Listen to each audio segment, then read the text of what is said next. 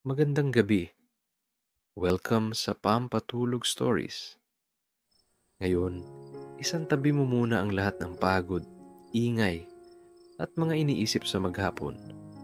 Huminga ng malalim, hayaan mong ang bawat hinga ay magdala ng kapayapaan sa iyong isip at puso.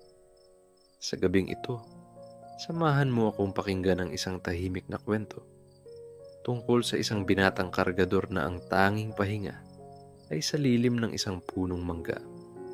Isang lugar na puno ng hangin, mga kwento, tawanan, at mga alaala. Dito, walang pagmamadali, walang problema, tanging kapayapaan lang. Ihanda mo ang iyong sarili sa isang banayad na paglalakbay, sa ilalim ng mga dahon ng mangga, kung saan maririnig mo ang huni ng mga ibon, ang ihip ng hangin, at ang kaluskos ng mga damo. Pumikit ka na at hayaang dalhin ka ng kwento sa isang mundong payapa, tahimik, at puno ng pahinga. Tahimik ang hapon sa baryo. Ang hangin ay banayad, dumadaan sa pagitan ng mga dahon ng mangga na parang marahang humahaplos sa balat. Sa malayo, may maririnig na kaluskos ng mga ibong naghahabulan at ang kalansing ng mga bangang nakasabit sa bakod.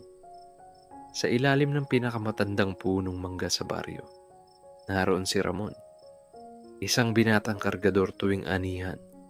Pawis ang noo, pero may ngiti sa labi. Pitpit niya ang lumang sombrero na parang laging handa sa araw o ulan. Ang mga kamay niya ay sanay sa bigat ng bayong, ngunit marunong ding humawak ng tali at sako. Sa lilim ng punong iyon, may duyan na gawa sa pinagtagpi-tagping sako.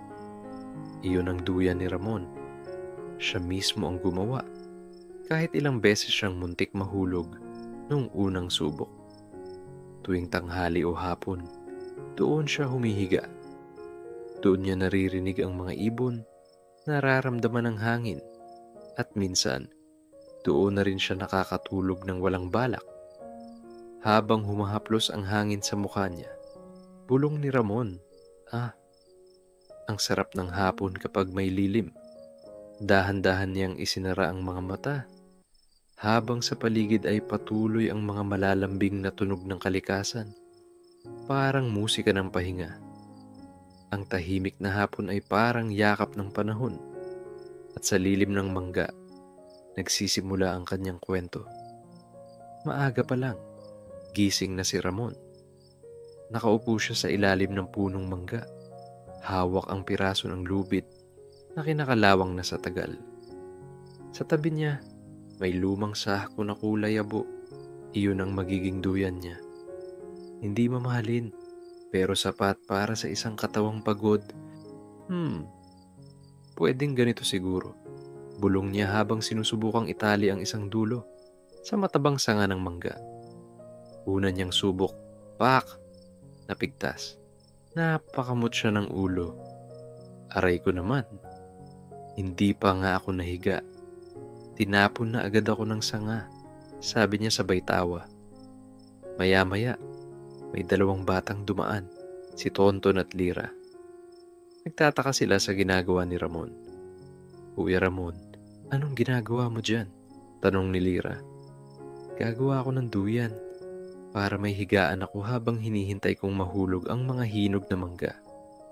Tapos, Kuya, pag nahulog, makukuha mo agad?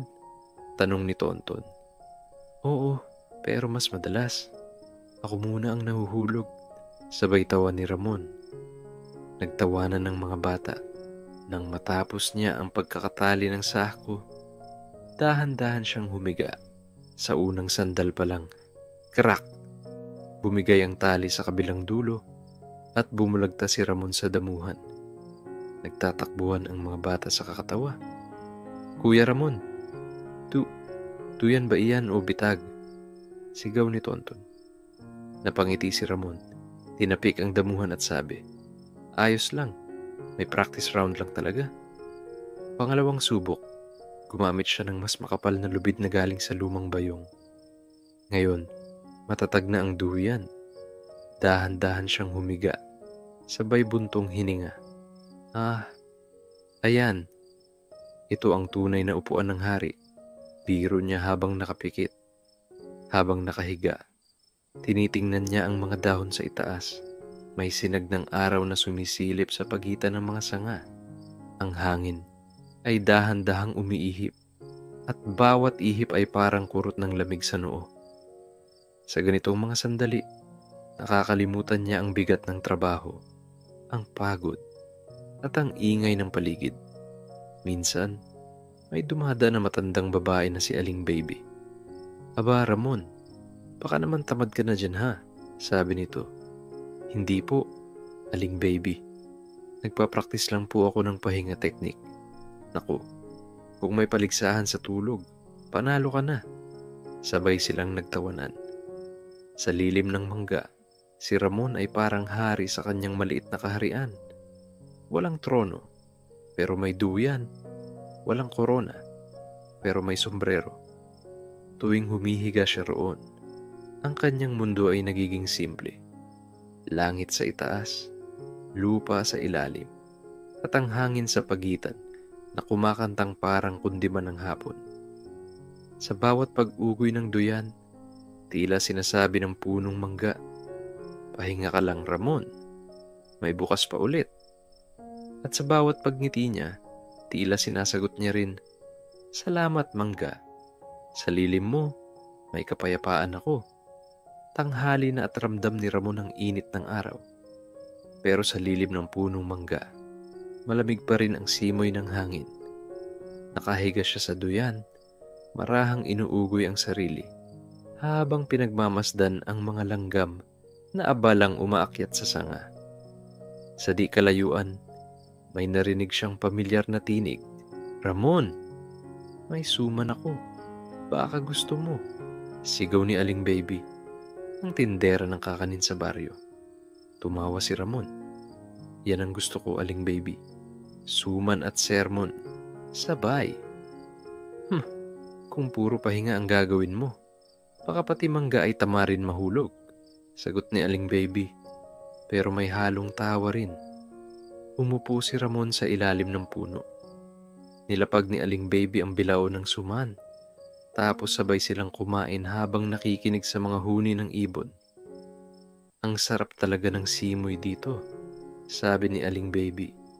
"Oo nga po, parang nilalambing ng hangin ang mga pagod kong buto," sagot ni Ramon habang ngumunguya. Di nagtagal, dumating si Boyet, ang magtataho. May dala siyang 2 baso. "Oy Ramon, libre ka ngayon. May bonus ako, taho ng bayani." "Taho ng bayani? Bakit? May laban ka ba kanina?" tanong ni Ramon sabay tawa. "Laban sa antok," sagot ni Boyet. Tapos nagtawanan silang tatlo. Habang sila'y nagkukwentuhan, may grupo ng mga batang tumakbo papalapit.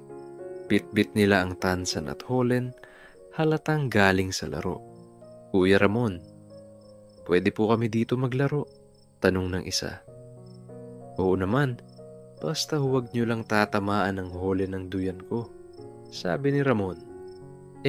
Pag tinamaan po namin?" Di, papalitan niyo ng bago. Kayo ang gagawa," sagot niya, sabay kindat. Nagtawanan ng mga bata. Habang naglalaro sila sa paligid, tuloy pa rin ang kwentuhan ng matatanda. Si Aling Baby ay nagkukwento ng kabataan niya. Si Boyet naman ay may mga patawa tungkol sa mga suki niyang laging tumatawad. "Alam mo, Ramon," sabi ni Boyet, "isang beses, may batang bumili ng taho. 5 lang ang piso." Sabi ko, "Kulang iyan." Ang sagot ba naman, "Kuya, dagdagan mo ng hangin." Halakhakan ng sumunod. Si Ramon ay halos mahulog sa duyan sa kakatawa. Maya-maya, may nahulog na mangga mula sa taas. Plok! Tumama kay Boyet sa balikat. "Ay, aba, galing sa langit ang ulam ko," sigaw niya habang hawak ang mangga. "Iyan ang biyaya ng masipag," sabi ni Ramon sabay tawa. "Masipag? Nakahiga ka lang," tugon ni Boyet. "Masipag akong magpahinga. May disiplina rin iyan."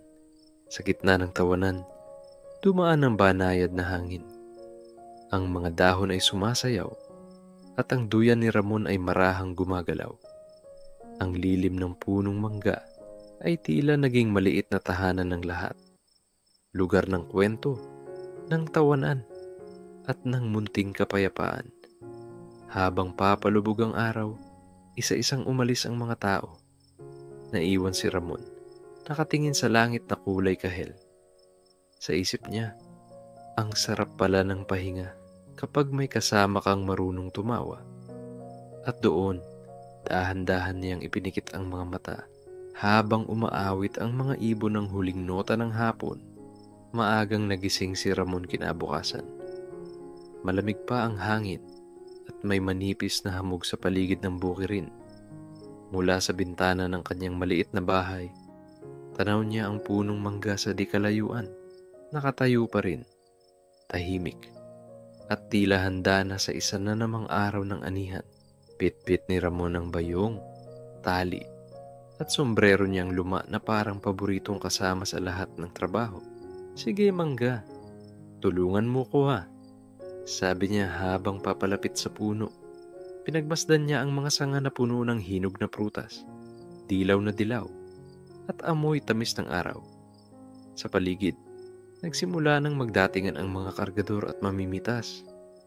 "Ramon, bilisan mo, baka maubusan ka ng hinog," sigaw ng isa niyang kaibigan.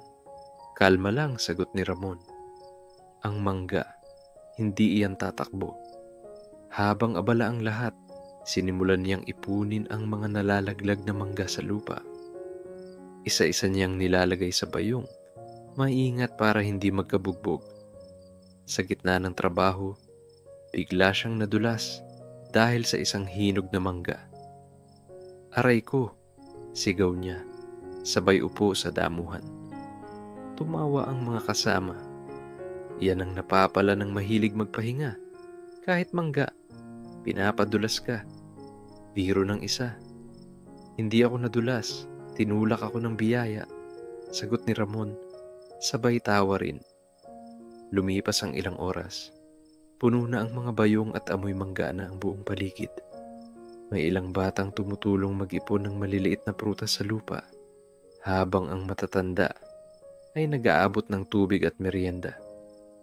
"Ramon, kape muna," sigaw ni Aling Sion mula sa lilim ng punong mangga. "Salamat po, Aling Sion. Tamang-tama, nauuhaw na rin ako. Mainit ito ha. Baka naman sabay ka ulit matulog sa lilim pagkatapos." Napakamot si Ramon. Kung ganun po ang utos ng kalikasan, sino ba naman ako para tumanggi? Pagkatapos ng kape, nagpatuloy siya sa pagbubuhat. Ramdam niya ang bigat ng bawat bayong, pero mas mabigat pa rin daw ang antok na kumakatok sa kanyang mata. Kaya pagkatapos ng tanghalian, dumiretso siya sa paborito niyang lugar, ang duyan sa ilalim ng mangga. Pagkahiga niya, narinig niya ang mga tawanan sa paligid. May mga batang nag-aagawan ng mangga. May mga babae namang nagkukwentuhan habang nagbabalat ng prutas para gawing minatamis. Ang hangin ay amoy tamis, halong pawis at kalikasan. Ito talaga ang buhay," sabi ni Ramon habang nakapikit. Pagod, pero masarap. Mainit, pero may lilim. Dahan-dahan niyang naramdaman ang pag-ugoy ng duyan. Ang mga sanga sa itaas ay parang nagsasayaw sa ihip ng hangin. Sa malayo, naririnig niya ang huni ng mga ibon at ang mahihinang tawanan ng mga bata. Parang musika ng araw. Minsan, may manggang nahuhulog, plok, at napapangiti siya kahit nakapikit. Mabuti na lang, hindi sa ulo ko bumagsak, bulong niya, nang humapon, natapos na ang anihan. Lahat ay pagod pero masaya. Ang mga bayong ay nakatambak na sa gilid, at ang araw ay unti-unti nang lumulubog. Lumapit si Boyet, may dalang taho, at inabot ito kay Ramon. "Libre ito, para sa bayani ng duyan," sabi niya. "Salamat, Boyet. Sa susunod." Ikaw naman dito hihiga, sagot ni Ramon. Ayoko, baka ako rin ang itapon ng sanga, sagot ni Buyat sabay tawa. Habang ang iba ay nag-aayos na pauwi, si Ramon ay nakatingin sa langit, may ngiti sa labi, at ang kanyang katawan ay marahang inaantok. Sa isip niya, hindi lang mangga ang inani ko ngayon, pati pahinga, pati kapayapaan. At doon sa ilalim ng punong mangga, habang dumadampi ang huling sinag ng araw sa kanyang mukha, dahan-dahan siyang pumikit, kasabay ng katahimikan ng hapon. Hapon na, at mabigat ang ulap sa langit. Tahimik ang paligid, tila hinihintay ng lahat ang unang patak ng ulan. Si Ramon ay nakahiga sa kanyang duyan, suot ang lumang sombrero, habang pinagmamasdan ng langit sa pagitan ng mga dahon ng mangga. Parang uulan, bulong niya. Sana ambon lang. Ayokong maistorbo ang tulog ko. Ngunit hindi nagtagal. Plok! Isang patak ng ulan ang tumama sa kanyang ilong. Sinundan ito ng isa pa, hanggang sa maramdaman niyang bumubuhos na ang ambon. Dapat sana'y tatakbo siya pa uwi, pero imbes na tumayo, ngumiti lang siya. Ah, ang lamig, sabi ni Ramon, habang nakapikit. Parang pinapaliguan ako ng langit. Napatigil siya sandali, pinakinggan ang tunog ng ulan sa mga dahon. Ang bawat patak ay may sariling himig, parang mga maliliit na kampanilya. Sa halip na tumakbo, tinakpan lang niya ng sako ang isang bahagi ng katawan at nagpatuloy sa pag-ugoy ng duyan. Maya-maya, narinig niya ang mga yabag ng mga batang tumatakbo. Kuya Ramon, ulan, pwede po kami dito sumilong, sigaw ni Lira. Oo, halika kayo. Pero huwag niyong guluhin ang duyan ko, ha? Baka lumipad tayo sabay, sagot niya. Tumakbo ang mga bata papailalim ng mangga. Basang-basa, pero tawa ng tawa. Si Tonton ay may hawak pang dahon, ginagamit na payong, pero mas basa pa sa payong niya. Kuya, hindi ka po ba malamig? Tanong ng bata.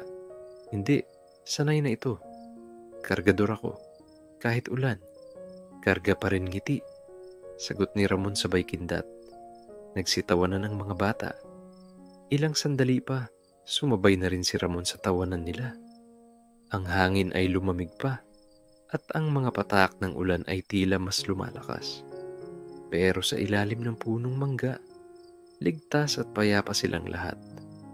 Kuya Ramon, sabi ni Lira habang nakayakap sa tuhod, gusto ko rin po ng duyan tulad niyo. Pwede, basta ikaw ang magtali. Pero tandaan mo, dapat marunong kang bumagsak kasi minsan, hindi masama ang madapa basta matutong tumawa. Natawa ang mga bata, sabay sigaw. Gusto rin naming matulog dito. Pwede, sagot ni Ramon. Pero isang kondisyon, ako muna. At tumawa ulit sila. Unti-unting humina ang ulan. Ang amoy ng lupa ay sumingaw. Halong sariwang hangin at tamis ng mangga. Dahan-dahan nang lumabas ang sinag ng araw sa likod ng ulap. Ang mga dahon ay kumikislap at ang mga bata ay muling lumabas upang maghabulan sa basang damuhan. Si Ramon ay nanatiling nakahiga sa duyan. Basang-basa ang sombrero, pero payapa ang muka. Salamat, ulan, bulong niya. Ginising mo ang katahimikan ko. Habang marahang hinihila ng hangin ang kanyang duyan, pumikit siya. Sa paligid, maririnig pa rin ang tawa ng mga bata at ang mga patak ng tubig na tumutulo sa lupa. At sa ilalim ng punong mangga, sa pagitan ng ulan at hangin, muling natagpuan ni Ramon ang pinakamasarap na pahinga sa lahat. Ang pahingang may kasamang ngiti. Tahimik ang buong palayan sa kalagitnaan ng hapon. Ang araw ay nakatindig sa pinakatuktok ng langit. Mainit ngunit hindi nakakapasok. Ang mga dahon ng palay ay kumikintab sa bawat dampi ng sinag at ang hangin ay tila nakahinto. Parang nakikinig din sa tibok ng lupa. Si Ramon ay naupo sa ilalim ng isang punong mangga sa gilid ng pilapil. Sa tabi niya, may lumang bayong na puno ng kanin at pritong isda. Niluto ng kanyang ina bago siya umalis kaninang umaga. Binuksan niya ito at agad kumalat ang amoy ng tuyo at kamatis. Simple lang ang pagkain, ngunit sapat para mapawi ang gutom na kanina pa niya tinitiis. Habang kumakain, pinagmamasdan niya ang malawak na tanawin. Sa di kalayuan, may batang lalaki na nagtatampisaw sa irigasyon, humahabol sa maliliit na palaka. Ang tawa nito ay sumisingit sa katahimikan ng paligid, parang paalala na kahit gaano kainit o kabigat ang araw, may mga sandaling puno pa rin ng saya. Napapikit si Ramon. Ramdam niya ang init ng lupa sa ilalim ng kanyang mga talampakan, ang mabagal na ihip ng hangin na may dalang amoy ng hinog na palay. Sa mga sandaling iyon, para bang tumigil ang oras. Wala siyang iniisip, wala siyang alalahanin. Tanging ang huni ng mga kuliglig at ang pag-aspas ng mga dahon lamang ang kanyang kasama. Ngunit sa gitna ng katahimikan, may pumukaw sa kanyang isip. Ganito rin siguro noon, naisip niya. Ganito rin siguro kapag umuupo rito si Itay. Bigla siyang napangiti. Sabay sumimsim ng malamig na tubig mula sa lumang lalagyan. Ang simpleng tagpo ay tila nagbabalik ng mga alaalang matagal nang natutulog sa kanyang isip. Ang hapon na dati ay ordinaryo lang, ngayon ay naging saksi sa unti-unting pagbabalik ng kanyang pagninilay sa buhay, sa pamilya, sa mga bagay na dati hindi niya pinapansin.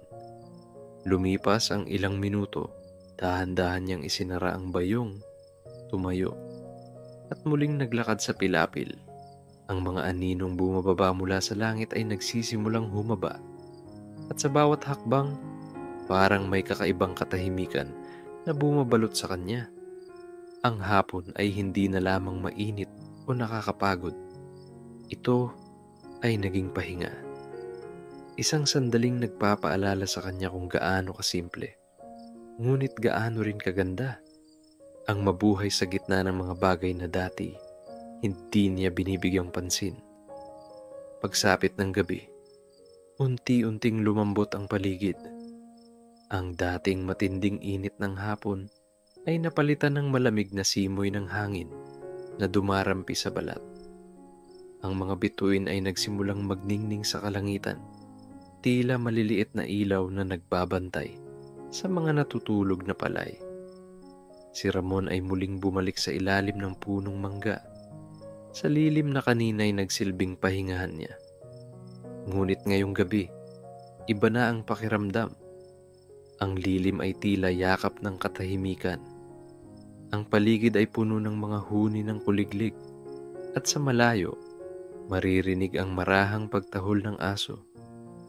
Umupo siya sa malamig na lupa, nakatingala sa langit. Ang mga dahon sa itaas ay marahang gumagalaw, sumasabay sa indayog ng hangin. May bahagyang liwanag ng buwan na tumatagos sa pagitan ng mga sangas. At sa bawat sinag nito, ang mukha ni Ramon ay tila napapahinga. Tahimik ang lahat, ngunit hindi nakakabingi. Tahimik na parang musika, mabagal, kalma, at puno ng damdamin. Huminga siya ng malalim. Sa loob ng ilang sandali, naramdaman niya ang sarili niyang puso na tumitibok ng dahan-dahan. Sa bawat tibok, may kasamang pasasalamat. Pasasalamat sa araw na lumipas. Pasasalamat sa simpleng hapong nagpaalala sa kanya ng mga alaala. At pasasalamat sa katahimikan na ngayoy bumabalot sa kanya. Ang sarap pala ng ganitong gabi. Bulong niya sa sarili. Walang cellphone, walang ingay, walang kailangang habulin. Sa di kalayuan, may alitap-tap na dahan-dahang lumipad, umiilaw at nawawala. Pinagmamasdan ito ni Ramon hanggang sa tuluyang maglaho sa dilim. Sa sandaling iyon, parang may tinig sa kanyang isipan. Isang paalala na minsan, kailangan lang nating huminto, manahimik, at pakinggan ang mundo. Dahil sa katahimikan, doon natin maririnig ang tunay na boses ng kalikasan at ng ating sariling puso.